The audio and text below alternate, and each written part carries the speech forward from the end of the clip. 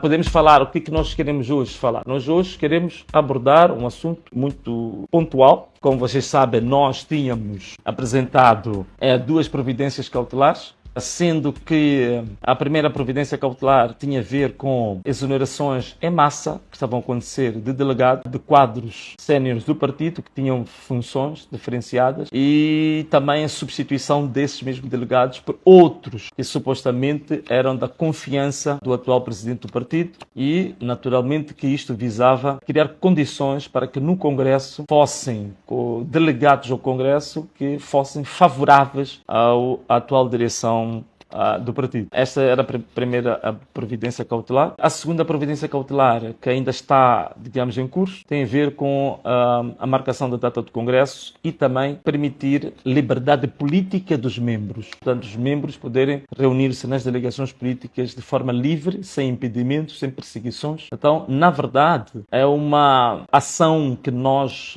nos disponibilizamos para a democratização interna da RENAMO. Portanto, a RENAMO é um partido com uma história muito longa, é um partido que é responsável pelas grandes transformações políticas, sociais e constitucionais de Moçambique. Todas as alterações da Constituição da República foram basicamente motivadas pela luta da RENAMO, por isso que a RENAMO acabou ganhando o adjetivo, sendo cognominado de pai da democracia. E nessa senda significa que a RENAMO tem uma responsabilidade muito grande neste país, porque carrega consigo um título e carrega consigo uma credibilidade nos processos democráticos. Portanto, mais do que qualquer outro partido neste país, a RENAMO é que deve dar lições de democracia, porque foi a mesma RENAMO que lutou durante décadas para que isso pudesse ocorrer no país. Então, por essa via, não se marcando a data do Congresso, impedindo-se candidatos e outros membros de realizar atividade política nas delegações, e as exonerações em massa que estavam a acontecer dos delegados políticos provinciais e dos delegados políticos distritais, achei que era obrigação de qualquer membro. Portanto, isso não é só alguém que se apresentou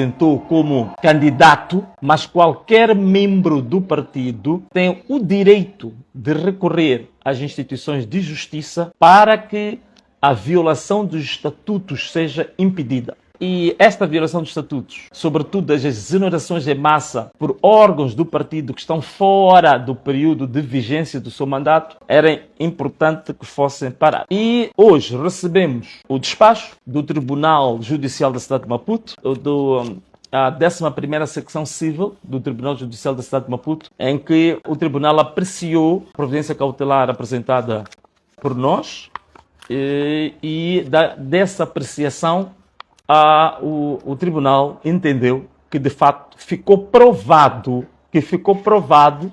que de fato estavam a haver violações aos estatutos do partido RENAMO. E na matéria que tem a ver com as exonerações em massa de delegados políticos provinciais, delegados políticos distritais, de membros dos órgãos eleitorais, dos gabinetes eleitorais da RENAMO, sempre que se desconfiasse que essas pessoas não eram de confiança ou tinham alguma simpatia pelo Venâncio Mondlane, ou ainda eram pessoas que se pronunciassem livremente, então o tribunal decidiu, e penso que este documento já se tornou público, muita gente já viu isto, em que o tribunal decretou, ordenou que o presidente do partido suspendesse todos os atos estruturantes por ele praticados. Atenção uma coisa, não só os atos de exoneração de membros, não só os atos de exoneração de quadros dos gabinetes eleitorais e outros departamentos, mas o tribunal refere-se a todos os atos praticados e também abster-se. Atenção, o próprio tribunal instrui também, intima também, que se abstenha, que o presidente do partido se abstenha de exonerar delegados e outros membros em exercício de funções e de nomear substitutos dos exonerados fora do período de vigência do mandato dos órgãos do partido. Atenção uma coisa, aqui é preciso notar uma coisa muito interessante que se calhar algumas pessoas não prestaram a devida atenção. Primeiro, é preciso perceber que o tribunal não se refere apenas ao presidente do partido. O tribunal refere-se aos órgãos do partido que foram eleitos no último congresso. Estes órgãos devem se abster de atos estruturantes por estarem fora da vigência do seu mandato. Todos os delegados políticos distritais, provinciais e outros quadros do partido que exerciam funções e que foram exonerados, foram destituídos ilegalmente, todos estes devem, por ordem do tribunal, voltar a ocupar as mesmas funções que exerciam antes do dia 17 de janeiro de 2024. Portanto, estes delegados retomam as suas posições e os que tinham substituído os delegados ilegalmente devem entregar as chaves e devem abandonar a delegação distrital, a delegação provincial, para que o elenco que foi exonerado retome as suas funções.